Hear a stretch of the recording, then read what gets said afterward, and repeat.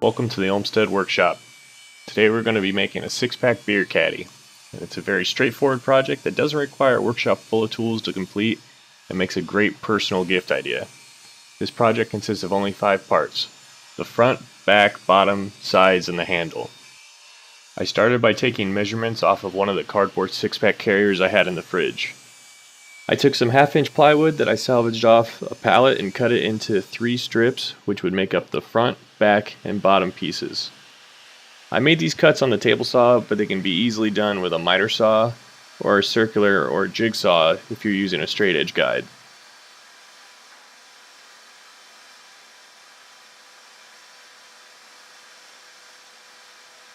I then chose an angle for the front and back pieces and cut them using my miter gauge on my table saw. In the video you can see me tracing a piece from a previous build to find this angle. And again, if you don't have a table saw, this can be done with a variety of other cutting tools.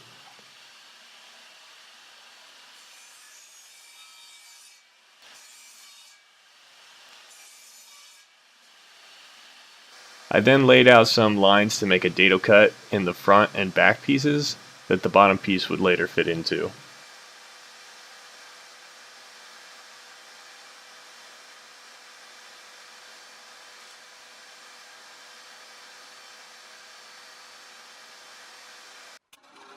I clamped the front and back pieces together, and using a Forstner bit I drilled a hole for the handle using the drill press. This ensured that both holes would line up later during assembly.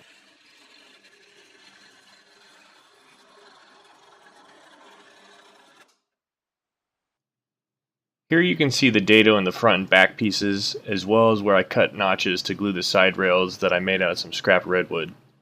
This was a design decision I made during the build.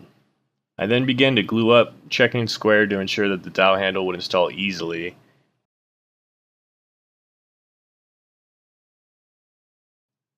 I then clamped each glued joint to ensure that it wouldn't move as I left it overnight to dry.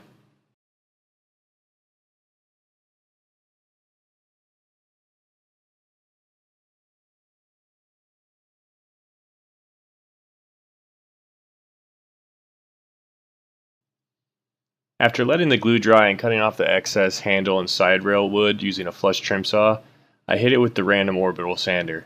I wanted to maintain the beaten up rustic look, so I gave it a very light sanding at this point.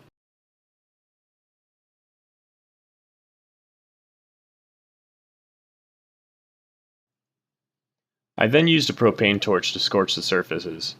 I had some trouble with my flame going out as the canister was almost empty and I held it upside down a few times. The trick to doing a burned finish is keep the flame moving, as we don't want to catch our piece on fire. Also, if the finish goes too dark on you, you can sand some of the char off.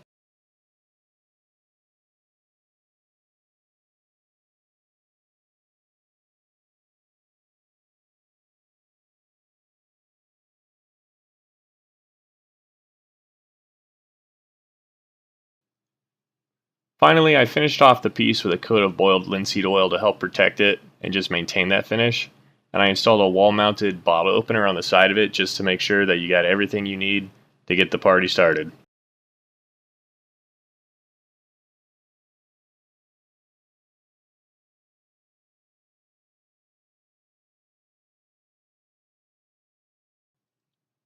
Thanks for tuning into the Olmsted Workshop, and I hope to see you all again in the future.